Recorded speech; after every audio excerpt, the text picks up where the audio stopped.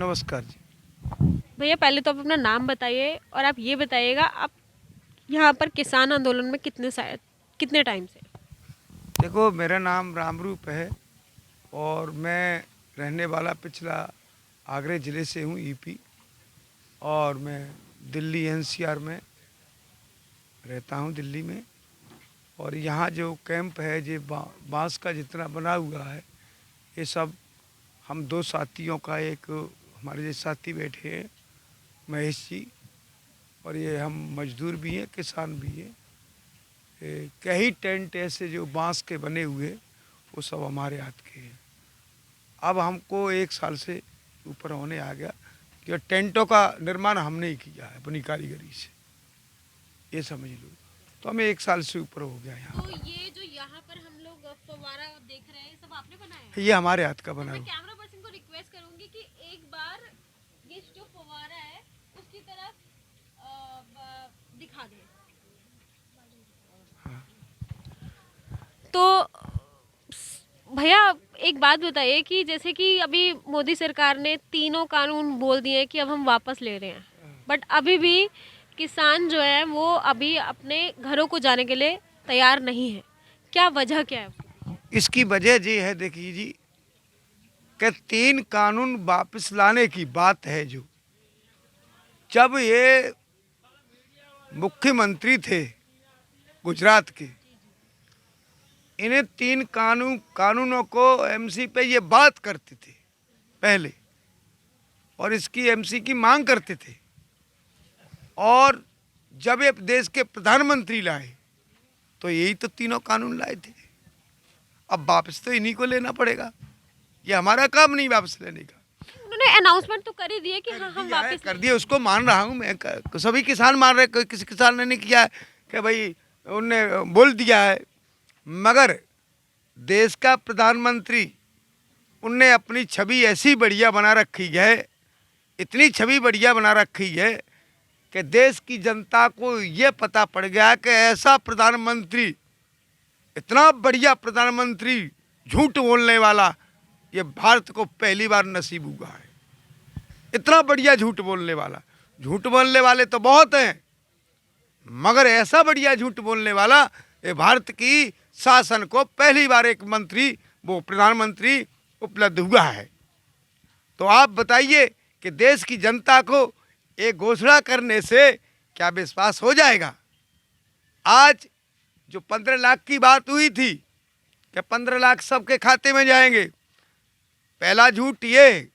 कितने झूठ हैं इनके, ये सब पत्रकार देख रहे हैं, देश के जो सरकारी कर्मचारी वो भी देख रहे हैं, देश का मेहनत कश वो भी देख रहा है, सुन रहा है। तो आप बताइए कि हम इस पे कैसे विश्वास कर लें? दूसरे नंबर, पहला पॉइंट ये है मेरा कि सबसे बड़ा बढ़िया झूठ बोलने वाला, बुरा नहीं बढ़िया झूठ बोलने वाला।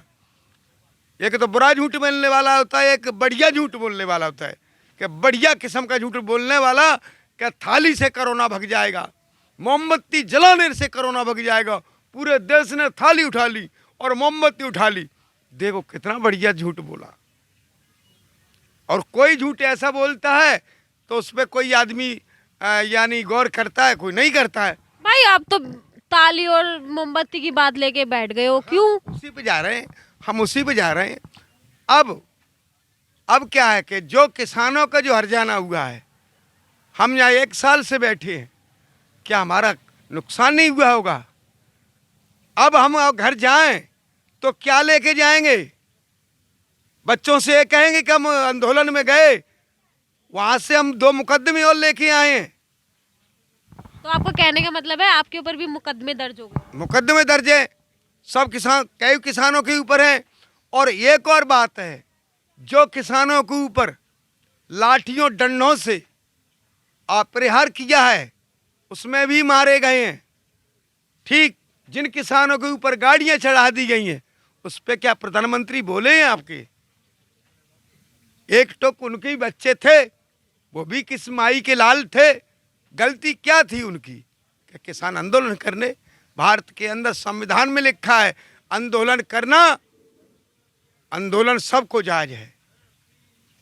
आप बताइए, अगर देश अपना भारत का जो निर्माण हुआ है, देश का संविधान बना है, वो आंदोलन से बना है, तो इनको आंदोलन जी भी कहा गया, खालिस्तानी कहा गया। तो हम इस पर बात नहीं कर रहे, हमने लुच्चा गुंडा खूब कही, कोई बात नहीं, हमारे देश का प्रधानमंत्री, इसकी गिल्ला नहीं है। पर मैं पत्रकार आपसे अनुरोध करना चाहता हूं, क्या जो लोग मारे गए हैं वो देश के नागरिक नहीं थे क्या? उनके बच्चों के लिए हम मांग करते हैं कि उनको कम से कम इतना पैसा दिया जाए कि उनके बच्चों को पढ़ाई लिखाई का जिंदगी के जीवन पार हो। हमारी ये मांग है, ये काले बिल की बात नहीं है, ठीक। और फिर आपकी तो अभी हमें घोषणा ही तो करी है, अभी हमारे पास में ईमानदारी से बताइए क्या हथियार है, ठीक। अभी घोषणा करी है और हमको गोदी मीडिया कोई मीडिया दिखा रही है, वहाँ से किसान भग गए। आप तो आ रहे हो बॉर्डरों पे, देख रहे हो, एक बम्बू भी खुड़ा हो, एक तंबू भी खुड़ा हो, ये तंबू तब उखड़ेंगे तो देखो कई चीज़ें हैं, महंगाई इनने बढ़ाई है, महंगाई इनने बढ़ाई है, ठीक। बिजली के बिल इनने बढ़ाए हैं। आप काले कानून वापस करोगे, तीनों कानून वापस कर लोगे और बिजली का बिल वहीं रहा, डीजल वहीं रहा, तो किसान अपनी खेती नहीं कर पाएगा। तो आपने कहा कि आप मजदूर भी हैं और खेतियार भी हैं। हाँ। तो कुछ सवाल हैं, जैसे कि जब आप खेती करते हैं तो आपको पानी, जो कहते हैं ना कि पानी आपको बहुत ज़्यादा चाहिए होता है, जब आप बुआई करते हैं, तो आप पानी का इंतज़ाम कैसे करते हैं? पानी का इंतजाम हम बिजली से ही करते हैं या डीजल से करते हैं। जैसे हमारे तो बिजली और डीजल दोनों ही बहुत महंगे हैं, आपका कहने का मतलब? हाँ, देखो, ये डीजल से कैसे करते हैं, पानी से कैसे करते हैं। जब लाइट आ जाती है तो हम पे लाइट का सिस्टम है, मोटर लगी हुई है, उससे पानी निकालते हैं।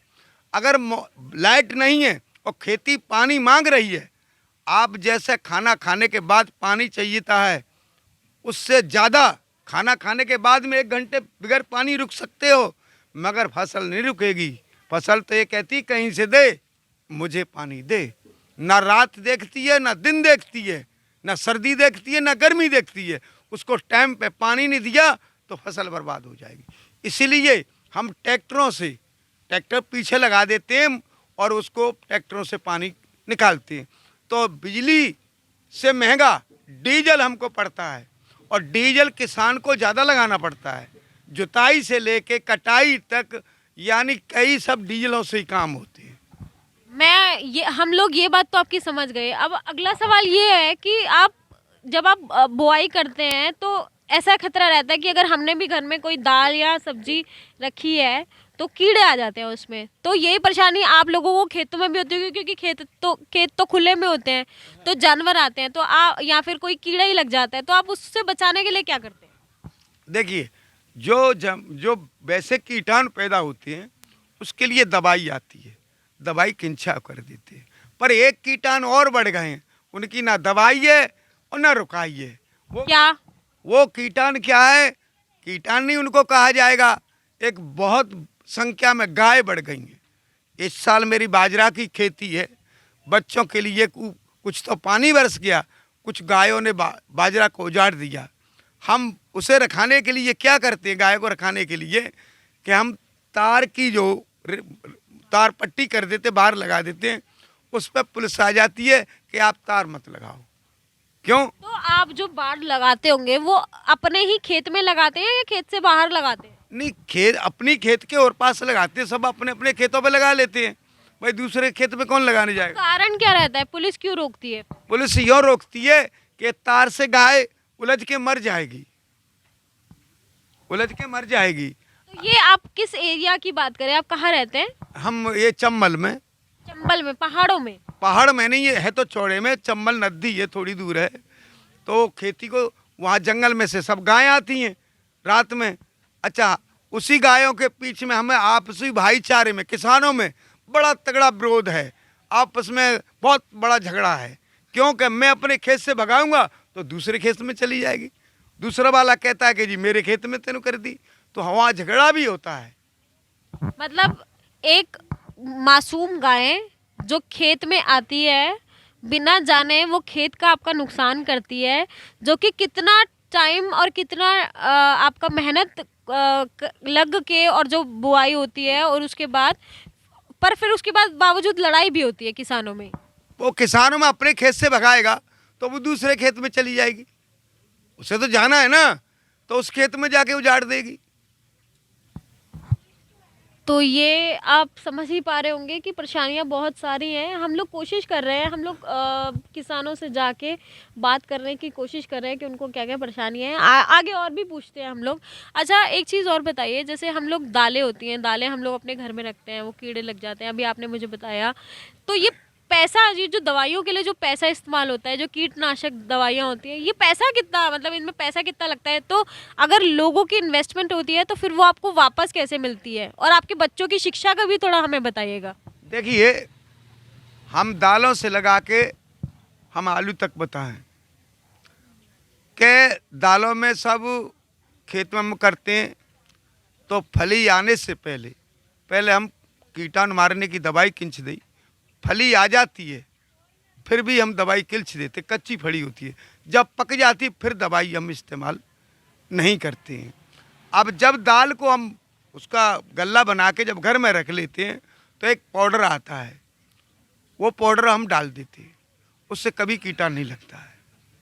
और ये महंगे तो सभी चीज़ हो गई, जो खाद की बोरी आती है वो सरकार ने महंगी। आपने कहा ये महंगी है, तो ये आपको इसमें कुछ बचता है जब आप सारा का सारा प्रोसेस पूरा कर लेते हैं, जब आप जाके इसको बेचते हैं जहाँ पर आपकी मंडी होती है, तो उसके बाद आपको कुछ बचता है या नहीं बचता? देखिए, आज जो गल्ले के अंदर है, कोई भी फसल कर लीजिए, वैसे हमारे ज़िले के अंदर सबसे ज़्यादा आलू की खेती होती है, सबसे ज़्यादा, तो उसमें कोई बचत नहीं है। अगर डीजल से लगा करके, सब मेहनत लगा करके, हमको 200 रुपया रोज़ नहीं पड़ता है। 200 रुपये रोज़ की मेहनत मजदूरी नहीं मिलती है। और जबकि दिन रात पानी में खटना पड़ता है, ना ये पता है कि सांप बैठा है कि बिच्छू बैठा है। जब रात में लगे तो रात में लगे।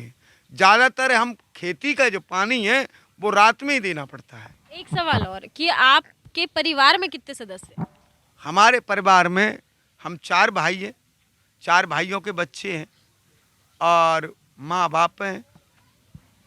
तो आपको कितना, मतलब आपके बच्चों की शिक्षा कैसे की, मतलब आप उसके लिए कैसे अरेंज कर पाते हैं, क्या करते हैं? ऐसे अरेंज कर पाते हैं, जैसे अपनी फसल कर ली तो 1-1 महीने 2-2 महीने के लिए सब बाहर निकल जाते हैं।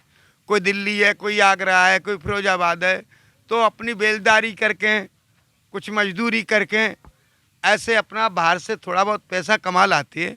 इससे ये कपड़े बनवा लेते हैं और जो घर की कुछ ऐसी वस्तु हैं उन्हें ले लेते हैं और थोड़ा बहुत गल्ला अपने खेती में हो जाता है, उससे खाते हैं। ऐसे रेंज कर पाते। कुछ हम भैंसें पालते हैं, उसका दूध कुछ बेच देते हैं, तो उससे हम चला जाते हैं, अपना मेंटेनेंस बनाते हैं। मगर हम आज के समय में अपने बच्चों को बिल्कुल नहीं पढ़ा पा रहे हैं। बच्चों को नहीं पढ़ा पा रहे, तो सरकार तो बोलती है कि सर्व शिक्षा अभियान, सबको पढ़ाया जाएगा, और बहुत सारी अलग अलग नीतियां भी आ रही हैं जिसकी वजह से बच्चों को स्कूल्स में एडमिशन भी मिल रहे हैं। अब तो आने वाला जो टाइम है उसमें जो एजुकेशन पॉलिसी आई है उसके हिसाब से बच्चों को तो क्या कहते हैं 16 साल तक तो बच्चों की जो पढ़ाई है वो भी मैंडेटरी हो गई, मतलब ज़रूरी हो गई है।